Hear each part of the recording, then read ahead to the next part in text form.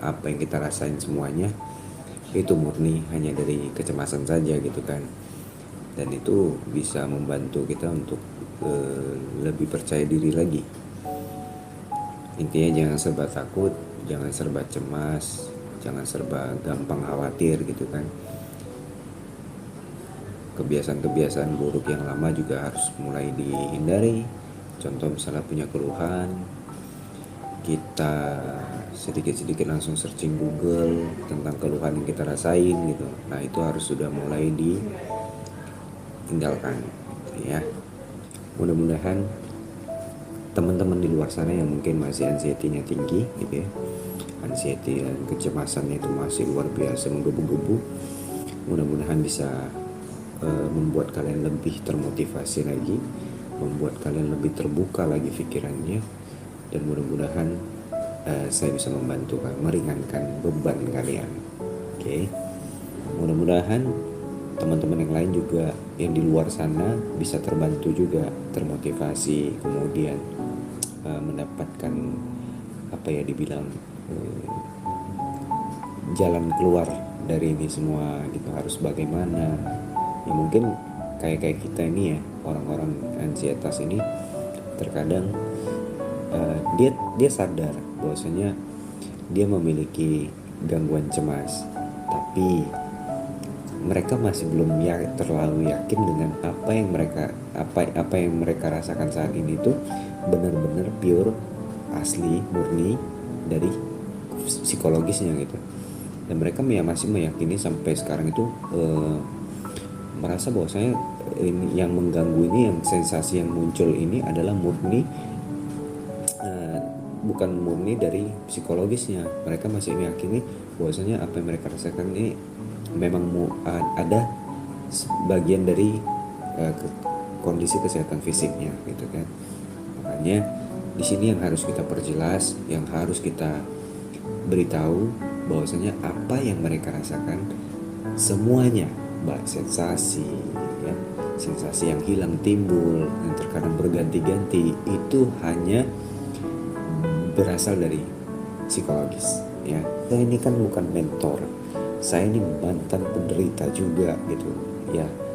Yang saya butuhkan dulu ketika saya masih berada fase di seperti kalian mungkin saat ini, yang saya butuhkan tuh cuma teman gitu, teman tukar pikiran, teman cerita, teman yang mampu membuat kita termotivasi, cuman itu aja gitu.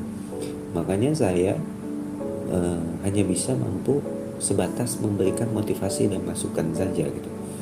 Tapi kalau terlalu terperinci harus begini, teknik ini menghilangkan ini itu saya nggak paham di situ. Dan makanya saya tidak pernah membicarakan suatu hal atau suatu masalah, memberikan suatu tips gitu yang memang itu di luar batas kemampuan saya gitu. Saya hanya mampu memberikan apa yang pernah saya lakukan, apa yang pernah saya rasakan, apa yang pernah saya alami, dan apa yang pernah saya perjuangkan. Dan itulah yang saya share buat kalian gitu. Dan mudah-mudahan kalian itu mengikuti apa yang pernah saya lakukan dulu sampai bisa seperti ini gitu ya. Jadi langkah-langkah apa saja yang saya lakukan itu semua sudah ada di video sebenarnya. Cuman terkadang orang-orang seperti kita ini gitu ya, terkadang kurang puas dengan hanya menonton video. Mungkin ketika kita nonton video kita termotivasi gitu, oh aku bisa nih. Tapi begitu kita actionnya, pada saat actionnya terkadang ya itu up and down. Jadi itu hal biasa. Makanya selalu ucapkan terima kasih sama diri sendiri, selalu semangati diri sendiri, itu penting banget. Kita selalu ngomong sama diri kita sendiri bahwasanya ayo kita kuat, kita mampu, kita pasti bisa melewati ini semua. Tuh ya. Sebenarnya bukan masalah di fresh care-nya ya. Fresh care itu kan dia ada essential oil kalau tidak salah ya. Jadi kalau saya nggak salah nih, essential oil itu seperti aromaterapi itu kan memberikan dampak yang menenangkan gitu, membuat kita jadi lebih rileks gitu kan.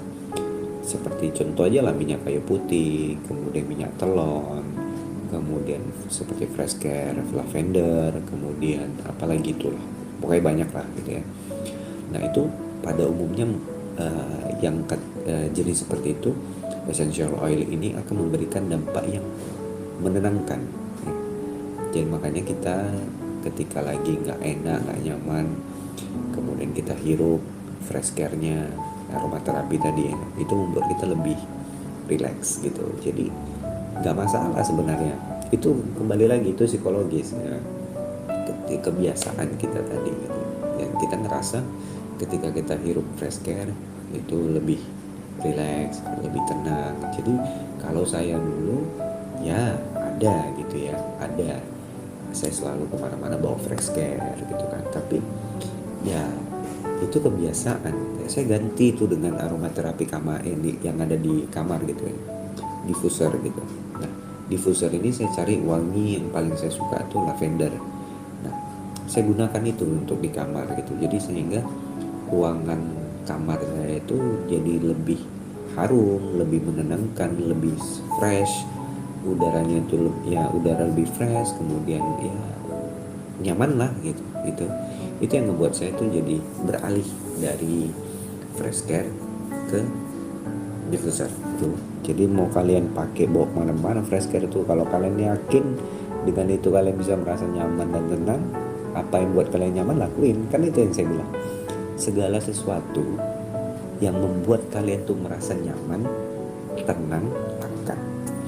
Tapi ketika kalian berada di posisi misalnya ada hal yang membuat kalian tuh tertekan, tidak nyaman, ruwet gitu ya, atau merasa jenuh, kalian tinggalkan.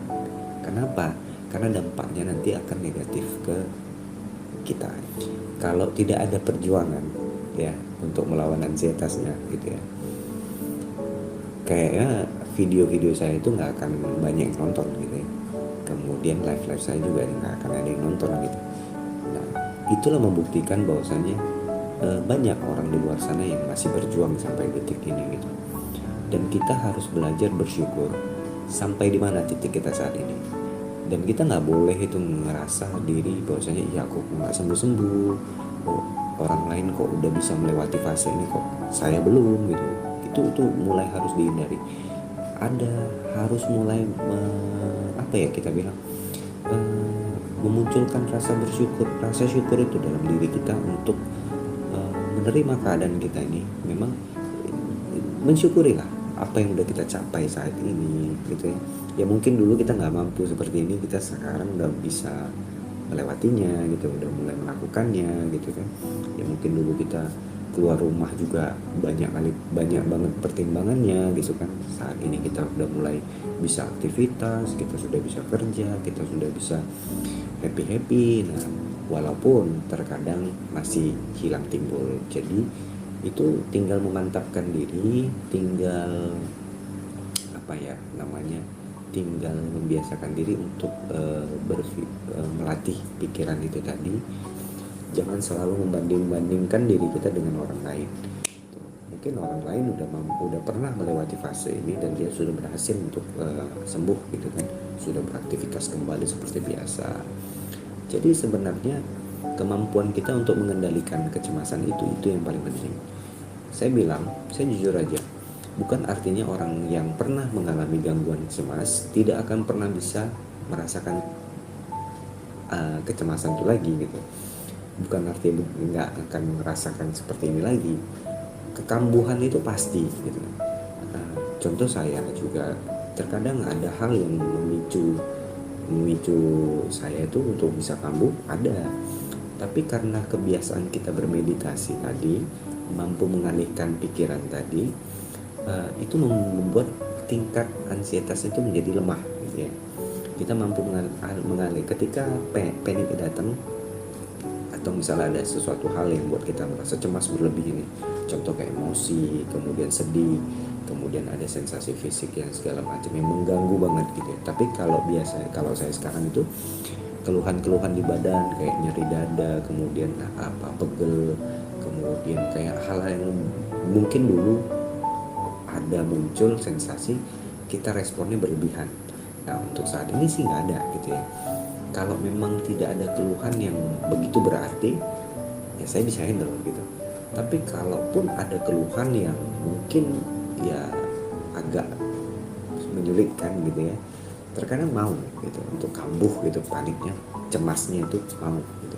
Tapi ketika kita mulai udah membiasakan diri untuk meditasi tadi, nah, keluhan ini ya, sensasi itu hanya sebentar. Karena apa? Karena ada kebiasaan diri untuk mengalihkan pikiran tadi gitu. Kita ketika sensasi datang, kita mampu ngalihin pikiran. Nah kalau dulu mungkin sensasi muncul, saya tuh langsung searching Google gitu kan, searching Google, kemudian ciri-ciri sakit di bagian ini penyakit apa gitu. Yang keluar tuh kan ya daftar menu yang nggak kita pengenin kita lihat gitu ya. Nah itu yang sebenarnya membuat kita tuh makin makin cemas, makin panik gitu. Nah akhirnya ketika panik, asam lambung tuh makin mau menjadi gitu kan. Nah ketika asam lambung menjadi, sensasinya juga akan semakin menjadi gitu. Nah jadi itulah yang menyebabkan terkadang keluhan tuh pindah sana, pindah sini, keluhan sebentar di sini, sebentar di sini. Nah, jadi dia nggak stuck di situ, nggak mau hilang, malah makin memberatkan. Nah kalau saya saat ini tuh sudah mampu mengendalikan itu semua gitu. Ketika misalnya ada rasa nggak enak, nggak nyaman di tubuh, kemudian saya nggak mau lagi tuh searching Google gitu. Saya coba untuk tenang, saya coba apa keluhannya, misalnya nyeri di kepala, sakit kepala, ya udah minum anti pereda nyeri. Kemudian kalau misalnya lambungnya lagi kambuh gitu kan, ya udah saya minum obat lambungnya gitu kan, kemudian ya makan gitu. Nah jadi hal-hal itu udah membuat saya itu terbiasa gitu, berarti mampu menerima keadaan tadi gitu. Nah untuk saat ini mungkin di teman-teman di sini ada yang muncul sensasi terus yang seperti saya bilang tadi, searching Google gitu kan, penyakit apa ini gitu kan. Nah itu yang membuat beban psikis kita makin besar gitu ya. Jadi mulai biasakan diri untuk tidak untuk melihat keluhan gitu, keluhan dari orang-orang gitu ya, mencari persamaan. Dan terkadang banyak itu orang-orang macam kita ini mencari orang yang senasib gitu ya, satu keluhan gitu. Ada di sini yang merasakan seperti ini. Nah, itu harus mulai dibiasakan untuk dihilangkan gitu. Kita saat ini harus lebih searching mencari tuh ke solusi, harus bagaimana, harus seperti apa gitu ya. Nah itu harus lebih seperti itu gitu. Nggak boleh kita di sini ada nggak yang seperti ini. Aduh itu kacau gitu ya. Apalagi konsumsi kita dari pagi sampai siang tuh cuman rebahan, nggak produktif ya, kerjaan juga nggak ogah-ogahan gitu. Yang kita baca tuh status orang, keluhan orang, kemudian komentar. Di sini ada nggak? Sama kak, aku juga seperti itu. Kakak gini juga nggak kak? Tuh gini bla bla bla bla panjang. Nggak akan selesai. Ya, malah hanya akan menambah beban, menambah penyakit. Ada nggak bang yang sakit udah bertahun-tahun juga nggak sembuh-sembuh? Ada, banyak, dan makin parah ada. Jadi sebenarnya itu bergantung sama yang tadi saya bilang, percaya dirinya ya, keyakinannya, mampu nggak. Kalau kita pengen sembuh, lakuin aja apa yang saya bilang itu. Yang harus olahraga pagi, kemudian rutin ya olahraga pagi, ringan-ringan saja olahraga, kemudian jaga makannya, kemudian jaga tidurnya. Nah kalau kita punya keluhan, kita masih punya cemasnya nggak bisa kita kendalikan, kemudian kita pengen sembuh, bisa cepet sembuh, pengen bisa cepet sembuh, tapi kita masih kekeh untuk tidak melakukan tips-tips yang udah saya bagi gitu. Ya, kita cuma bisa ngandelin ada personal gitu ya. Jadi setiap punya keluhan, kita ngobrol sama orang yang membuat kita nyaman itu seperti kita punya senjata yang mampu melindungi kita gitu ya. Jadi kita masih terus bergantung sama orang itu gitu. Jadi ada apa-apa sedikit gitu, tanya sama orang itu. Latih diri sendiri. Kalau kalian mau sembuh, pure sembuh. Kalau mau pure sembuh, tapi kalian nggak ngelakuin apa yang udah saya bilang itu, tips-tips itu, ya gimana mau sembuh gitu. Itu harus dibiasakan. Contoh misalnya jaga pola tidurnya, untuk meditasinya, relaksasinya. Jadi itu yang mampu. Jadi kita mampu mengendalikan pola pikir kita itu, mindset tadi. Ketika cemas datang, kita mampu mengalihkan pikiran tadi. Tapi kalau kita masih bergantung sama orang, ya udah, ada apa-apa kita cek dia, ada apa-apa kita telepon dia. Nanti setelah itu, ya kalau orang itu selalu ada buat kita gitu. Nah, emang orang yang kita bergantung itu nggak punya kesibukan. Terkadang kan mereka juga, dia juga punya kesibukan sendirinya gitu kan, dan nggak bisa setiap saat ada buat kita gitu kan. Makanya kita harus siapin diri kita sendiri, kita harus siapin mental kita sendiri, bagaimana cara kita menghadapi kecemasan kita. Jadi kalau saran saya, kalian tuh yang harus melatih diri kalian, bagaimana cara kalian mengatasi kecemasan yang kalian punya, bukan dari orang lain. Jadi yang paling penting itu sebenarnya meditasi. Meditasi itu penting banget, penting meditasi. Jadi ya meditasi, kemudian olahraga itu kan mampu meningkatkan dopamin ya, hormon kebahagiaan kita itu mampu meningkat. Nah, orang-orang yang punya gangguan cemas biasanya hormon kebahagiaannya nggak stabil, naik turun gitu. Makanya nggak heran ketika kita lagi ngerasa bahagia, lagi seneng, misalnya dapat duit gitu ya, lagi dapat rezeki banyak gitu. Nah itu terkadang sensasi itu hilang kan? Tapi ketika kita lagi sendiri, lagi banyak permasalahan, lagi ruwet lah, lagi banyak beban pikiran, itu biasanya lebih gampang diserang gitu ya. Nah makanya orang ansietas ini moodnya itu berubah-ubah, menggebu-gebu, tergesa-gesa, kemudian emosional tinggi, gampang tersinggung gitu ya. Nah itu tipikal orang-orang seperti kita. Jadi harus mulai mampu mengubah cara berpikirnya, merubah sifatnya. Nah, sifat itu juga penting gitu. Intinya kita tuh nggak mudah untuk berdamai dengan kecemasan, tuh nggak mudah, butuh perjuangan yang besar banget gitu ya. Jadi kesabaran, kemudian jangan pernah menunggu kapan ya sembuh, nggak akan bisa sembuh ketika kita masih berharap kapan sembuh. Tapi bismillah, mulai hari ini saya yakin saya sehat, saya yakin saya kuat, saya mampu melewati ini semua. Semangat terus. Nah, rasa semangat itu yang mampu membuat kita tuh lepas dari ini semua gitu. Kemudian dihindarilah hal-hal yang bisa membuat kalian tuh ngerasa apa yang dibilang jadi cemas, khawatir. Itu mulai dihilangkan, mulai dikendalikan penggunaan gadgetnya, bersosial media itu harus mulai kurang-kurangin gitu ya.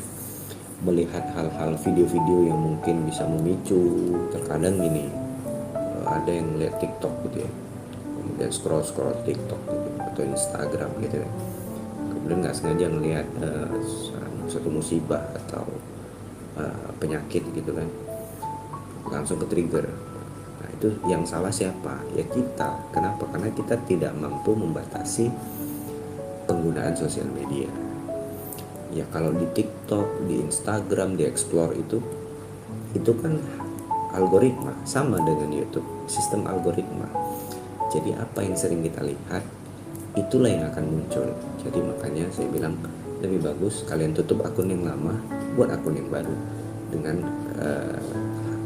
video-video yang lebih fresh lagi, video-video yang bisa mampu membuat kalian ketawa, seneng, sampai lupa sama keluhan-keluhan kalian. Itu lebih tepat saya rasa. Yang masih gabung-gabung di grup yang isinya keluhan, nah ini bolak-balik saya bilang, yang isinya masih keluhan dan tidak ada yang mementori, yang tidak ada membentengi, tolong banget kalian keluar dari itu.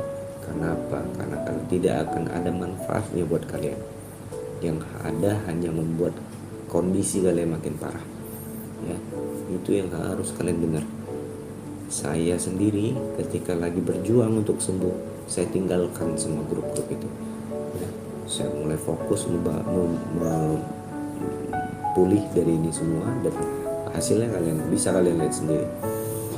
Ya, saya sebagai orang yang melihat keluhan-keluhan orang, bukan tidak pernah ke trigger gitu, pernah gitu kan, tapi saya mampu mengendalikan itu gitu. Harus bagaimana? Terkadang kalau lagi mulai ke trigger gitu, saya matiin tuh HP, saya silent kan grup itu. Ya udah, saya nggak mau baca gitu. Tapi ketika lagi enak, lagi nyantai, saya baca gitu. Itulah salah satu cara saya ketika melihat keluhan-keluhan orang. Teman juga, saya doakan mudah-mudahan keluhan-keluhan kalian juga semakin hari semakin berkurang. Kalian mampu berdamai dengan kecemasan yang kalian punya. Kalian makin percaya diri dengan semuanya ya. Kalian mampu kendaliin kecemasan kalian dengan baik. Apa yang sering saya sampaikan harus seperti apa, kalian boleh tonton video saya. Cukup sekian, sampai ketemu lagi. Tetap semangat, salam sehat, Vicky out.